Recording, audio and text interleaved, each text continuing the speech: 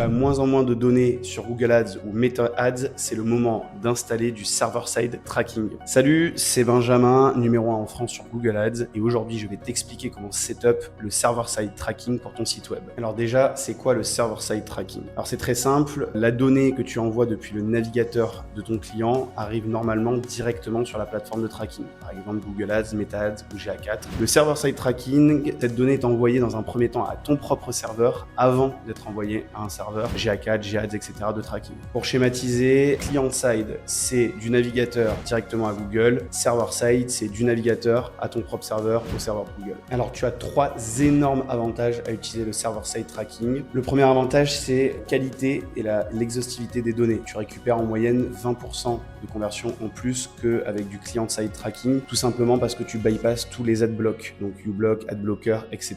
Et il y en a énormément. Tu gagnes en performance sur ton site, il va charger beaucoup plus vite puisque tu ne charges plus de multiples scripts JS liés au client-side tracking. Et enfin, tu as beaucoup plus la main sur le respect de la vie privée de tes clients et de tes utilisateurs puisque tu peux choisir quelles données tu collectes et quelles données surtout tu transmets aux différents services. Donc tu peux préfiltrer les données que tu envoies à GA4, GAds, etc. Alors en pratique, comment ça fonctionne le server-side tracking avec Google Tag Manager? Donc déjà, tu peux ouvrir un conteneur server-side GTM, donc GTM SS. Tu installes ton conteneur serveur donc sur un serveur comme Google Cloud par exemple. Tu routes les données de ton site web vers ce serveur GTM et ensuite ce serveur GTM les transmet aux différentes plateformes Google Ads, Facebook Ads, etc. Donc le server-side tracking, tu l'as compris, ça te permet de traquer beaucoup plus de conversions, c'est beaucoup plus léger et c'est RGPD compliance. Concrètement, pour des petits business, si tu dépenses moins de 10 000 € par mois, je vois pas l'avantage de l'implémenter parce que ça coûte un peu d'argent, c'est un peu plus lourd à setup et à maintenir.